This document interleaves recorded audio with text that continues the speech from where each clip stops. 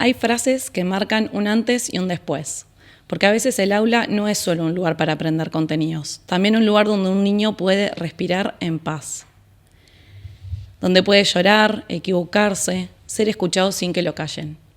En este episodio de Nos Pasan Cosas conversamos con Felicitas, maestra y sostén emocional de muchas infancias, sobre todo eso que la escuela ve cuando en casa no se mira. Sobre el rol del colegio como refugio, como red y como primer lugar seguro. Bienvenida, Felicitas, gracias por venir. Mucho gusto, gracias. Bueno, Felicitas, tú no solo sos maestra, sino que además sos psicóloga. Sí. Así que va a estar bueno también tener esa visión sobre lo que pasa en los lugares educativos. Además, tengo entendido que trabajaste con muchas edades distintas, eso también está bueno. Sí. Recorrer un poco todo el desarrollo. Ya veníamos hablando de situaciones que pasan. Yo también fui maestra en algún momento de mi vida con niños muy chiquitos y hay muchas situaciones que pasan adentro de la institución educativa y es muy importante trabajar con las familias y no solo lo que pasa acá adentro, lo que pasa afuera, pasa afuera. Fundamental. ¿No? Unir esas dos cosas. Sí, que haya coherencia, ¿no? Ahí está. Mucha coherencia. Ahí, por ejemplo, ¿qué le dirías a un padre sobre la elección de un colegio o una escuela?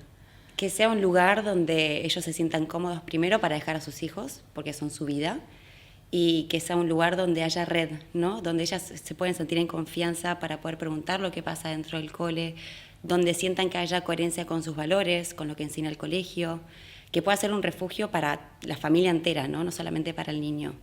Que se sientan contenidos y apoyados ellos a la misma vez que a los niños. Hay cosas que pasan en la escuela, el colegio, que no pasan en casa, ¿no? Sí, es muy normal. Es muy normal eso, pero en casa se porta horrible y acá sí. Exactamente, sí, pasa un montón, o al revés, exactamente. Pasa mucho porque son dos contextos y lugares totalmente distintos, con estímulos distintos. En el colegio están los vínculos, el compartir los compañeros, hay otros desentonantes que por ahí en casa no existen, o por ahí en casa se sienten más libres, más seguros y pueden demostrarse de una forma, y en el colegio por ahí de otra, pero es normal porque en cada lugar se enfrentan a situaciones reales pero totalmente distintas. Es muy normal eso. ¿Cómo hacemos para lidiar con situaciones no sé cómo llamarle, pero más complejas o más disruptivas, por decirlo de una manera, y encima en casa no pasa, ¿no? Entonces es como, ¿cómo hacemos para lidiar con esos papás y que puedan también acompañar lo que pasa en el colegio desde casa, cuando no sucede en casa eso y sí pasa en el colegio? Pasa mucho que primero es fundamental, obviamente, siempre hablar con los padres, que muchas veces no entienden o no lo quieren creer, por así decirlo, porque obviamente ellos dicen, en casa se porta bárbaro, ¿cómo es que acá pasa esto? Pero por ahí explicarles esto, que es muy normal que los niños se comporten en distintos contextos sociales de distintas formas, normalizarlo también, para que no se sientan atacados o que sientan que está pasando algo malo, y después eso, por ahí invitarlos a que en casa tengan apertura emocional para poder conversar de lo que pasa en casa, en el colegio con el niño, ¿no? Como que eso, apertura, diálogo, preguntarle cómo la pasó en el día, si hay algo que le está molestando. Yo creo que es invitarlos a dialogar con el niño, que es lo fundamental. Y en base a ese diálogo, ver cómo eso va evolucionando, ¿no? Y qué información ellos nos brindan después, porque también es muy importante eso. Nosotros trabajamos mucho con la información de los padres, porque los chicos se van del cole, van a casa y ahí pasan otras cosas. Y es muy importante tener como la historia completa, ¿no? De lo que está pasando con el niño. Sí, a veces podemos ver un niño que está muy distraído, muy ansioso, que no logra hacer ninguna actividad de su edad, digo que podría estar 5 minutos pintando, pero no lo logra, y quizás no es que tiene un TDAH y hay que medicarlo, quizás está pasando algo en casa que no nos enteramos. Exactamente. Entonces por ahí, al compartir este conflicto, situación, lo que sea, generás también apertura con los padres para que te digan, no había pensado en esto, pero en casa está pasando X. Y por ahí para ellos era algo totalmente normal, pero no se dan cuenta que por ahí el niño, al salir de esa burbuja, de ese entorno, lo extrapola o lo simboliza de otra manera, ¿no? Por eso es muy importante siempre la comunicación con los padres. Bien. ¿Cómo hace la maestra o maestro desde su rol para acompañar estos procesos emocionales? Bueno, más allá de técnicas, obviamente, que se implementan en la clase, siempre, como dije antes, la apertura emocional, estar disponible emocionalmente y por ahí entender que cada conducta tiene un porqué. No menospreciarla, por así decirlo. Se puede trabajar mucho a través de juegos, escenarios lúdicos, que es un lugar donde ellos pueden simbolizar situaciones reales que le pasan en casa. Y en base a eso decir, bueno, ¿qué estaba sintiendo ahí? ¿Por qué pasó esto? Y también es eso, yo creo que la disponibilidad afectiva y emocional es muy importante. Si de repente un niño se ve que está durmiendo mal en casa o tiene ansiedad o algo le pasa, lo ves en el cole que está cansado, lo dejas dormir, le preguntas el por qué, invitas el diálogo, sin asumir lo que le está pasando a ese niño, ¿no? Como siempre generando apertura. Que me parece que eso es re importante, que mucha gente por ahí confunde la empatía con la sintonía, que son dos cosas totalmente distintas. Uno puede ser empático, pero yo creo que el adulto normalmente asume automáticamente lo que le pasa al niño, cuando en realidad por ahí no es eso. Por eso para mí creo que es muy importante la sintonía, que es esto de invitar al diálogo, la apertura emocional, a través de preguntas, juegos, cuentos que sirven un montón, porque ahí se representan un montonazo de cosas y ahí los chicos mismos te van diciendo, a través del cuento les haces preguntas y eso por ahí invita al diálogo de una forma más implícita. Entonces por ahí no lo sienten tan personal. Estaba pensando, en casos quizás más graves, pero de situaciones de abuso, cosas así, que siempre la recomendación es no le hagas preguntas muy directas porque van a querer contestarte algo que a vos, como adulto, te deje tranquilo, ¿no? Y esto puede pasar en muchas situaciones en las que vos, depende cómo se lo digas o cómo lo preguntes, cómo van a contestar, porque también hay que entender que hay un momento del desarrollo, vos como psicólogo lo vas a entender, en el que están buscando la aceptación de ese adulto. Sí. Entonces hay que ser cuidadosos y ¿te fue bien en la escuela hoy? Y le estás preguntando si le fue bien, te va a querer contestar que sí, para que vos estés contento. Exactamente, yo creo que en esos casos, por eso hay que dejar un diálogo abierto, ¿no? Con el otro. ¿Cómo la pasaste hoy en el cole? Y ahí él te va a decir, por ahí, ojo, no te dice nada, a veces pasa también que no quieren compartir, pero eso es parte de la comunicación al fin y al cabo. Es dejar el diálogo abierto y también eso, ¿no? Lo de no asumir lo que le pasa al otro o no poner con las palabras del adulto palabras sobre el niño. Porque por ahí él tiene otra cosa para decirte, pero si vos ya le decís, ¿la pasaste bien hoy? Ya el bien es lo que él va a utilizar para la respuesta. Claro. Entonces, por ahí sin asumir nada, el diálogo abierto. ¿Qué hiciste? ¿Qué hicieron? ¿Cómo la pasaste? ¿Cómo te sentiste? ¿Jugaste con alguien? ¿Estuviste un poco más solo? No sé, como ese tipo de preguntas más abiertas. Claro, dar opción a que den cualquier respuesta. Exactamente. Cualquier respuesta de ellos siempre va a ser válida, por más de que no sea la que esperamos nosotros. Bueno, y ahí ¿cómo hacemos nosotros? Para recibir eso. Nosotros porque yo no soy madre, pero yo tampoco. Pero esas madres y esas padres, ¿cómo hacen para habilitar ese diálogo, para empatizar, sintonizar y estar abiertos a escuchar que, fulanito me pegó, ¿no? Y no me dejaron jugar y me dejaron afuera? Y ¿cómo hacen? Bueno, yo creo que eso también habla un poco de la educación emocional propia de cada adulto, ¿no? Que también es re importante. Uno espera que el niño tenga educación emocional o esté conectado con su mundo interno, pero a veces pasa que los mismos padres o adultos no lo están. Entonces, ¿cómo asumís por ahí que un adulto se exprese, regule, identifique emociones si por ahí ni siquiera esa persona sabe esto, o recibir la información que no quiere escuchar, o expresarse o identificar las emociones de los niños? Yo creo que es eso, yo creo que hay que estar abierto a recibir la información de cada hijo, de cada niño. Y, por ejemplo, si es algo grave, está bien, al día siguiente vas al colegio, por ejemplo, y lo charlas con la red, ¿no? Con el director, con la maestra, te involucras. Pero no tomarlo como, o sea, no atacarse, ¿no? Tomarlo como yo hice algo mal, lo están haciendo los otros algo malo, que a veces pasa, hay mucho eso de proyectar la culpa o levantar el dedo y culpar a los otros, ¿no? Como intentar de ver algo un poquito más global. Y también eso, el adulto también identificar lo que le pasa cuando escucha esa respuesta, ¿no? Y resolverlo internamente. O sea que deberíamos, no solo como madres y padres, aprender a gestionar nuestras propias emociones, a reconocer nuestras propias emociones, porque es muy difícil si no después poder hacerlo con un otro. Exactamente. Y más con un niño que maneja otro lenguaje también. Exactamente, y que nosotros somos aquellos que ayudan a ellos a canalizar lo que le pasa, ¿no? a poder identificar, expresar, regular. Si nosotros no sabemos hacerlo, ¿cómo hacen ellos? Y ellos son una esponja, lo ven y lo sienten todo. Es increíble eso. Por ahí siento que muchos adultos piensan, es muy chiquito, no va a entender. No, entienden y sienten absolutamente todo. Por eso es tan importante estar en coherencia uno con su propio mundo interno.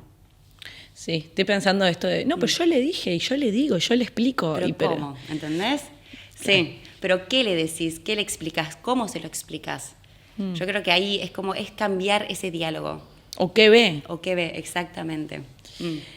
Siento que está buenísimo el consejo. No siempre es tan fácil, ¿no? También como para bajar la culpa de criar a alguien. 100%. Es muy fácil decirlo. Sí. Es muy fácil decirlo, es muy difícil. Yo no estoy del otro lado, pero me puedo imaginar lo que es. Yo te puedo decir, sí, el diálogo abierto con tus hijos, pero bueno, es difícil, no es fácil para todos. También obviamente se pueden hacer otras cosas, no siempre el diálogo. Puede ser mucho a través del juego, porque ellos utilizan mucho el juego para expresar lo que pasó en el día, por ejemplo, o lo que están sintiendo. Entonces, de repente, si no te sale mucho el diálogo, ok, jugar con ellos. Y a través del juego va generando un diálogo distinto, pero súper significativo para los niños. Y ahí mismo se puede como relajar el ambiente, por así decirlo, y podés empezar a meterte un poquito más profundo. Sí, estoy pensando que quizás las redes sociales, el celular todo el tiempo en la mano, que no es lo mismo que antes que era prender una tele o la computadora, ¿no? Sí. Ahora es todo el tiempo y cualquiera, y todos los adultos en la casa. Sí. Y se perdió un poco este juego con el adulto, ¿no? Que el niño juegue ahí y yo juego acá, y a veces el niño juega con su iPad y tiene 3. Y yo estoy acá scrolleando. Exactamente, sí, como que se partió la calidad de tiempo, creo que yo. O sea, va más por ahí, ¿no? Como antes por ahí era tipo, sí, tenés esa hora para ver tele y ya está. Era la hora de ver televisión de todo el día. Y ahora es como que se perdió eso, el tiempo de calidad con los niños. Pasa mucho eso, como que, o de repente pasa al revés, padres que sobreestimulan a los hijos y tampoco les dejan habitar ese espacio de independencia, de creatividad. Ok, ahora anda a tu cuarto y jugá. Como que es tu momento para que vos juegues solo, ¿entendés? Siento que eso también se está perdiendo, como que están los dos polos ahí. Sí, como que hay dos corrientes, ¿no? ¿Sí? Por un lado, como padres que quieren mejorar y que quieren estar súper presentes y quizás esto que decís, ¿no? De la independencia de ese niño, y entonces te pongo yo los zapatos y no te dejo vestirte solo y quieres jugar con mamá, quieres estar con papá, como capaz que el niño también necesita saber que puede. Exactamente. Y frustrarse. Aburrirse, que es fundamental para los niños. El niño que está aburrido es un niño que después va a ser creativo para poder idearse juegos o cosas o lo que sea, no importa. Pero esto de repente está aburrido, si viene mamá, estoy aburrido. Bueno, mi amor, te doy un libro, anda a leer, anda a jugar. Como darle opciones, pero no estar siempre inventándole algo. Eso, o tampoco está bueno el otro lado, que es el opuesto, el de estar siempre con la pantalla, porque también ahí, nada, esto del tiempo de calidad, ¿no? Que se pierde un montonazo. ¿Y has visto en el aula qué pasa con los niños que consumen muchísimo tiempo en pantallas? O sea, ¿ves esos síntomas? A ver...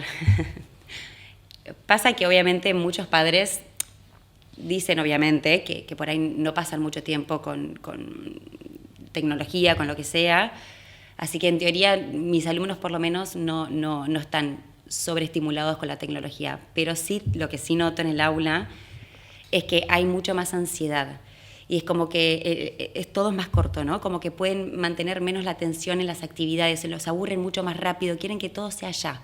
Y eso se ve con alumnos re chiquitos, ya de 3 años, que por ahí de repente o eso, no tienen esa creatividad para arrancar un juego, para continuarlo, para sostenerlo, que es fundamental. Eso sí se nota.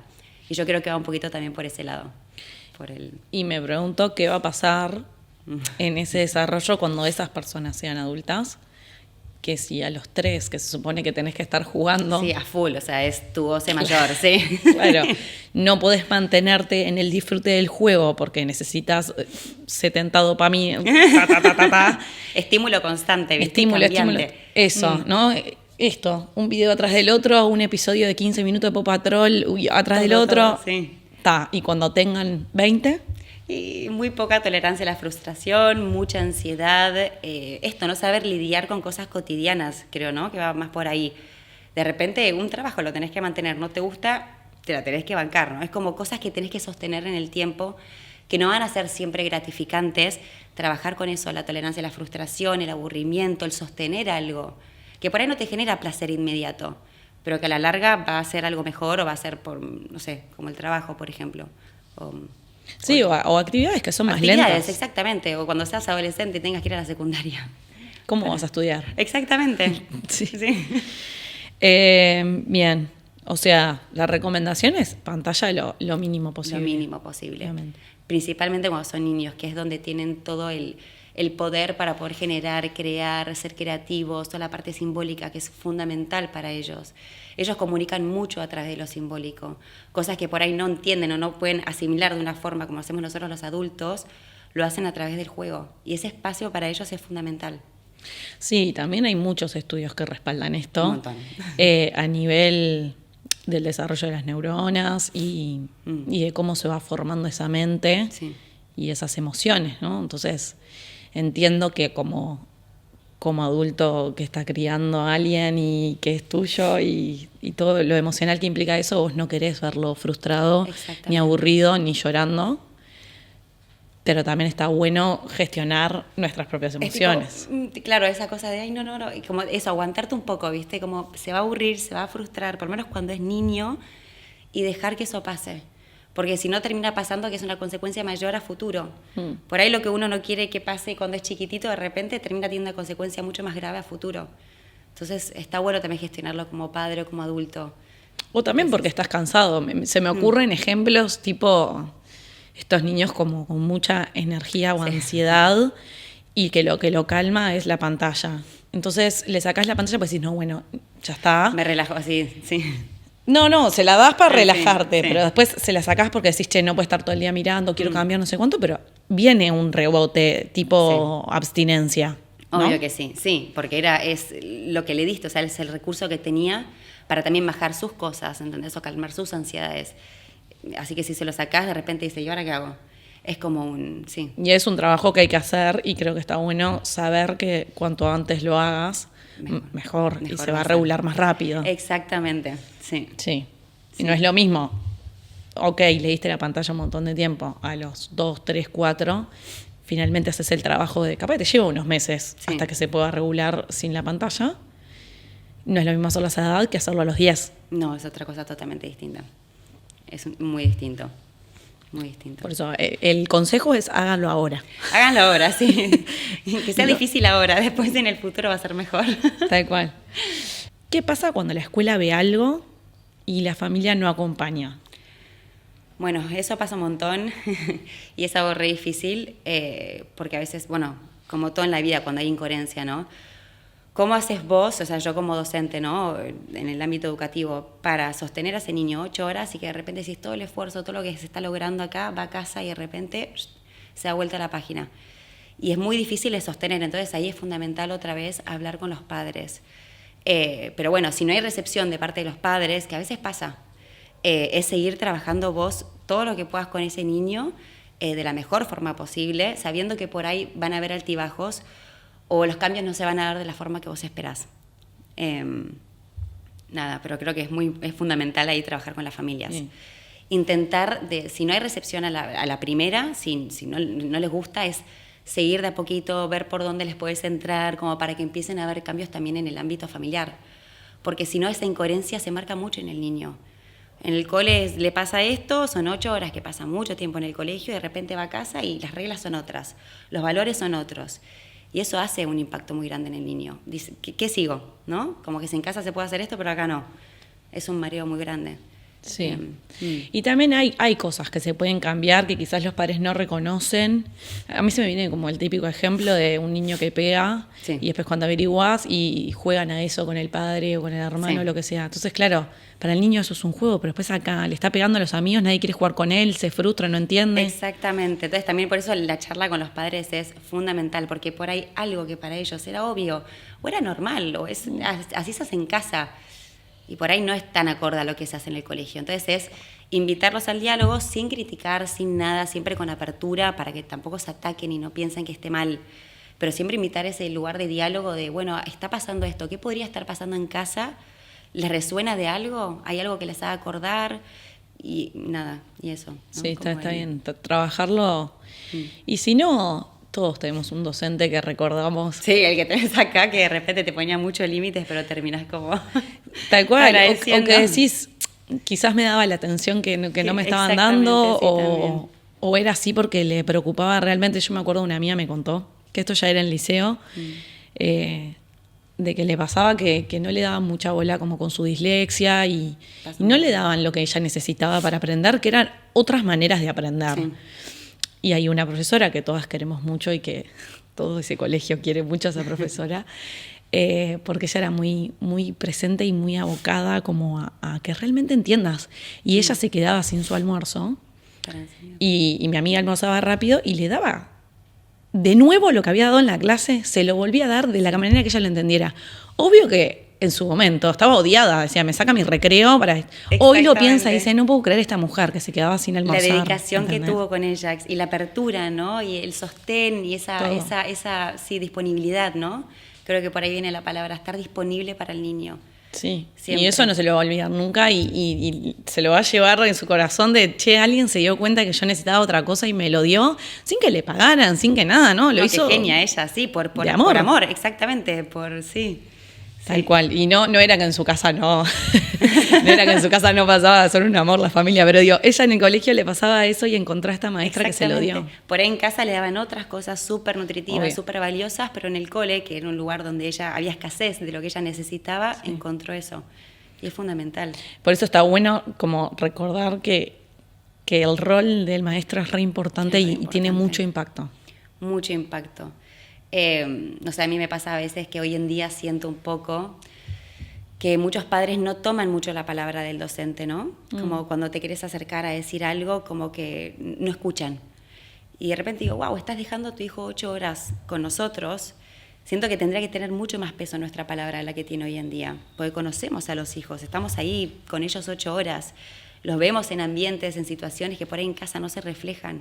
Por eso yo siento que es tan importante el trabajo en red, ¿no? Tanto en la familia como en el colegio, para que haya coherencia, ¿no? En la vida del niño. Sí, siempre, creo que en toda la conversación siempre hablamos del niño como el centro de esta conversación. Exactamente. Que no es lo que el padre quiere que el colegio le dé, no es lo que el colegio haga para que el padre esté contento y no se vaya. Exactamente. ¿No? Quiero ayudar a este niño, quiero que este niño tenga una buena infancia, un buen desarrollo. Sí, que sea una buena persona, que pueda lidiar con cosas a futuro. Siempre la mirada puesta sobre el niño, siempre. Sí, es re importante. Es re importante. Para ir cerrando un poco, ¿qué podemos hacer distinto? Qué pregunta amplia. ¿Distinto en qué sentido? No, bueno, estoy pensando un poco esto que hablamos antes de arrancar solas. De psicoeducar emocionalmente, talleres. Ay, sí. ¿Qué herramientas podemos empezar a usar que en nuestra época claramente no había? No, claramente no. Claramente no. Pero que hoy sí hay y que están buenísimas. ¿Y cuáles son esas? No solo para maestros que estén escuchando, pero también para padres, como cositas que nos puedas dejar de... Bueno, o sea, obviamente para mí la educación emocional atraviesa todo, es algo que tiene que estar siempre presente tanto en casa, en el colegio, en todos lados, porque al fin y al cabo es lo que nos hace ser personas. A mí me interesa mucho, por ejemplo, que hayan talleres. Siento que es un lugar que se le podría dar tanto en las escuelas como algo extracurricular, no hace falta que sea así o sí en el colegio. Talleres de educación emocional, tanto para los niños como para los padres y para los docentes, ¿no? Y ahí se cumple un poquito esta cosa de red, ¿no? Que estemos todos conectados en la misma página, en la misma sintonía, que haya un acuerdo simbólico entre todos. Después también para los padres, nada, un poquito de lo que hablábamos antes, esto de la sintonía, la apertura al diálogo, el juego con los niños, toda la parte lúdica, los cuentos. Los cuentos para mí yo vivo usando los cuentos, porque es algo que te invita tanto al diálogo con el niño de una forma tan indirecta que descubrís un montón. ¿Sabes qué me hiciste acordar? Perdón que te corte. Sí. Me hiciste acordar que, bueno, la voy a quemar a mi hermana, pero no importa. Hay un libro que es que mamá se transforma en un dragón cuando está enojada y no sé qué. No lo conozco, pero me la anoto, sí. No sé, está bueno, como que normaliza un poco, naturaliza que mamá o papá se puedan enojar de una manera simbólica, entonces se transforma en un dragón y después vuelve a ser mamá, qué sé yo, bueno. Y yo y mis sobrinos, cuando mi hermana está enojada, y no, que no sé cuándo. El dragón. Ay, no, mamá dragón, dice. Pero para ellos es el símbolo de mamá está enojada y también ellos lo entienden como mamá puede estar enojada y mamá puede estar triste y no les parece como el fin del mundo porque su madre no se los muestra como el fin del mundo. Exactamente, es que viene todo por ahí. Todo el mundo pasa por miles de emociones. El tema es cómo las canalizás, cómo las expresás. Si un adulto logra expresar bien lo que siente, el niño lo va a entender a eso y lo va a poder lograr él en el futuro. Si mamá está siempre enojada y nunca explica el porqué o nunca da una razón y lo único que hace es gritar, gritar, gritar o enojarse, el niño va a normalizar eso cuando no tendría que normalizarlo. Entonces yo creo que los cuentos es un momento muy único con el niño de poder generar una apertura y un diálogo indirecto. Porque claro, es un cuento. Ellos están simbolizando todo lo que uno dice, no lo siente como personal. Les haces preguntas, ¿qué sentirá este personaje? ¿No? ¿Qué te hace sentir a vos? ¿Te sentís identificado? ¿Cuál te gusta más? Porque por ahí de repente el que elige de repente es con el que se identifica. Es como eso, va generando mucha apertura. Me parece que es como único. Y después nada, el juego. El juego, más que nada para los peques, ¿no? Que por ahí el diálogo es un poquito más difícil. De repente el juego lúdico, los escenarios lúdicos, ¿no? De repente si vos lo ves en casa, estás jugando a la cocinera o haciendo algo, vas a ver diálogos o que hablan solos, ¿viste? Sí. De cosas que de repente vivenciaron en el día y decís, wow, pucha, todo esto pasó. Como que de repente te sorprende. Invitarlos a, a pertenecer en ese mundo, ¿no? Del niño. Sí, y no creo que está bueno no darles muchas indicaciones sobre lo que ya están haciendo. Me imagino, no sé, un nene que solo elige el negro para dibujar. ¿Por qué no elegís otro color? ¿Y no te gusta el rosado? ¿Y por qué no sé? Y capaz que está en un momento que está o frustrado o enojado y quiere hacer así, y saca toda esa frustración ahí. Y uno quiere que haga el sol amarillo. Dejarlos. Déjalo, exactamente. Es un poco lo que hablábamos antes. De no querer siempre uno ponerle las palabras al niño, ponerle las emociones, deja que él también se exprese. Porque si no es esto, estás vos poniendo lo que vos querés que el niño sea, o lo que sienta, o lo que piense, y así nunca va a poder terminar de conectar con su mundo interno. Entonces es importante esa apertura. Tal cual. Bueno, muchas gracias por venir. Gracias a vos.